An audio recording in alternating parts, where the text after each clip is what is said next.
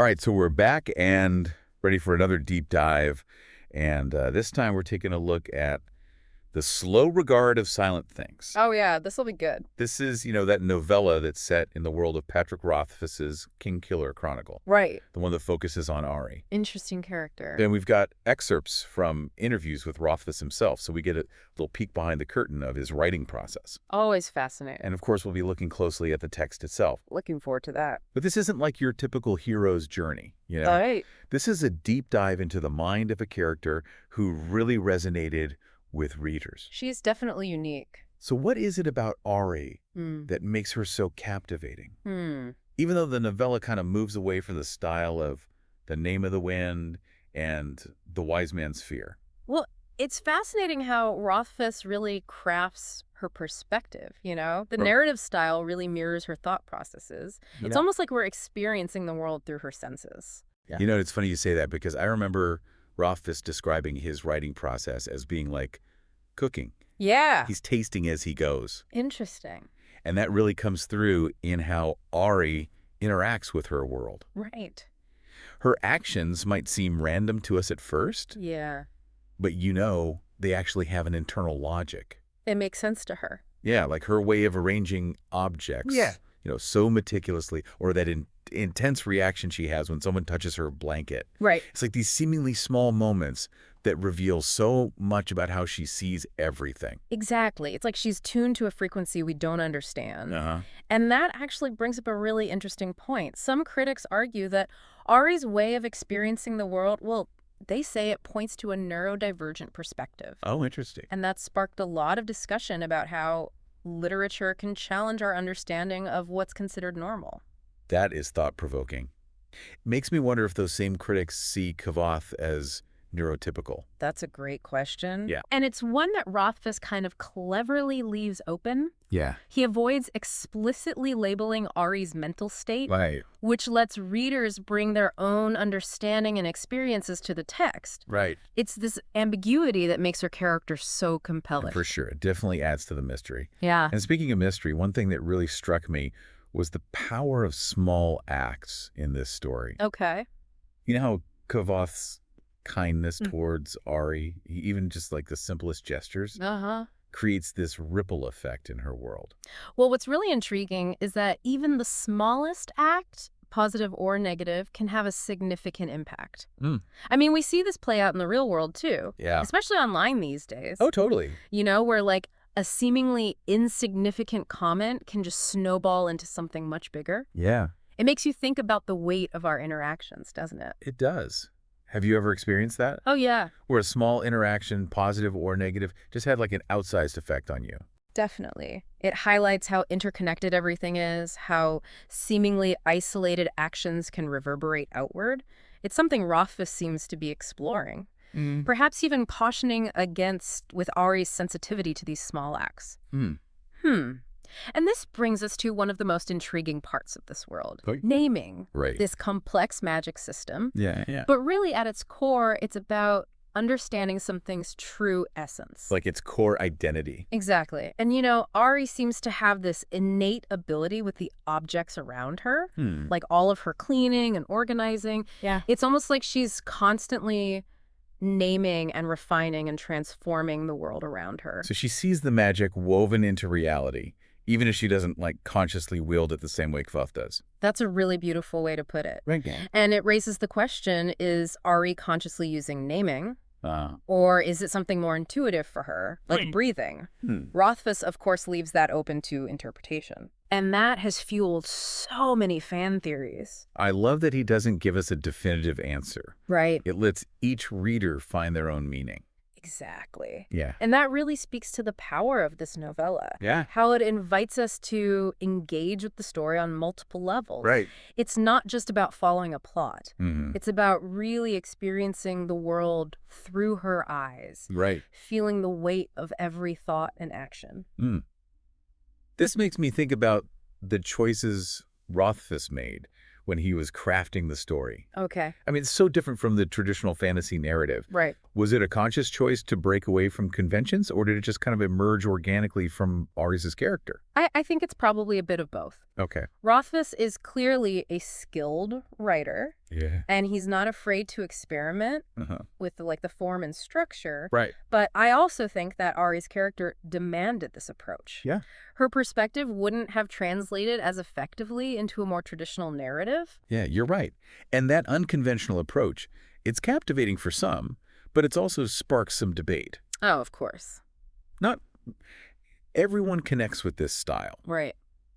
What are some of the strengths and weaknesses that critics have pointed out? One of the most common criticisms is the lack of a traditional plot. Hmm. The novella is very much a character study, Right. focusing on the minutiae of Auri's daily life. For readers looking for action and adventure, Yeah. this can be a bit of a letdown. Right. Right. The pace is definitely slower, Yes. more introspective. Yes. But honestly, for me, that's where the beauty lies. Okay. It lets us truly immerse ourselves in her world, Right. appreciate those subtle nuances. Precisely. And that's actually another strength that critics have highlighted, Oh, really? the poetic language. Yeah. Auri's voice, so authentic, Uh-huh. vulnerable. Mm. It's a testament to Rothfuss's ability to create a character that feels real. Yeah. Relatable, even in her otherworldliness. It's a good reminder that there's beauty in those seemingly mundane moments, those quiet moments of existence. Absolutely. And this brings us back to why Auri is so captivating. Okay. Perhaps it's because she reflects a part of ourselves. Hmm. The part that yearns for simplicity, Right. connection, Uh-huh. a space where we can just be Yeah. without judgment Exactly. or expectation. That's a beautiful insight. Thanks. And it speaks to how universal Auri's experience is, Uh-huh. even though her world is so unique. It seems this deep dive has given us a new appreciation for the subtleties, Yeah. the depth of Rothfuss's work. Definitely. Who knew that making soap could be so philosophical? It seems that even in the seemingly mundane, there's always something extraordinary waiting to be discovered. And that is the beauty of a good deep dive. I like that. We hope this exploration of the slow regard of silent things has given you some new insights into the mind of Auri, the heart of Patrick Rothfuss's storytelling, Uh-huh. and maybe even a fresh perspective on your own relationship with the world. And before we wrap up, I want to leave you with one final thought. Okay. How does the slow regard of silent things change our understanding of Kvoth, the main character of the Kingkiller Chronicle? Right. Does Auri's story shed new light on his motivations? Yeah. His choices, Mm-hmm. his perception of the world? It's something to ponder as you continue your journey through this world. It is. Until next time, keep those minds curious Yes. and those hearts open to the wonders that await just beneath the surface. It's hard not to think about Auri's relationship with Kvoth as we explore her world. Yeah. It's so central to the novella. Right. But it has sparked some debate among readers. Yeah, that's true. I think Rothfuss himself even mentioned receiving feedback about Auri, Yeah. particularly how her story might be interpreted Yeah. as reinforcing certain stereotypes about women. Uh-huh. I remember reading about them. Yeah. The concern that her focus on pleasing Kvoth, Right. her seeming submissiveness, Right. could be misconstrued. Yeah, it's a valid point. It is. It highlights the responsibility authors have Right. when creating characters Yeah. that resonates so deeply Yeah. with readers. Oh, I think it's important to acknowledge those concerns and Yeah. engage in thoughtful discussion about them. Right. But when we look closely at the text, Okay. Rothfuss seems to address this Uh-huh. by emphasizing the reciprocity in their relationship. Mm. Kvoth genuinely cares for Auri, Right. and she cares for him in her own way. It's Yeah. not a one-sided dynamic. Yeah, you're right. There's a mutual understanding and respect. Yeah.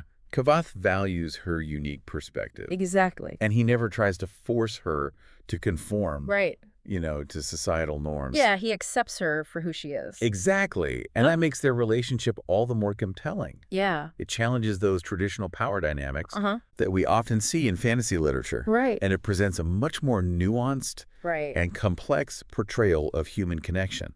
I agree. It's a good reminder that relationships can take many forms, Absolutely. and that true connection Yeah. often lies in accepting Uh-huh. and appreciating each other's differences. For sure. Speaking of differences, Yeah. I have to ask, what's your take on Auri's potential as a namer? Oh, interesting question. We see her interacting with objects in a way Uh-huh.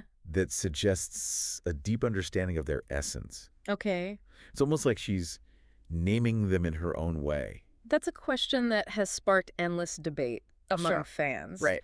Rothfuss intentionally leaves room for interpretation, He does. but I find it compelling to consider her as a natural namer, Okay. someone who intuitively understands that underlying structure of the world.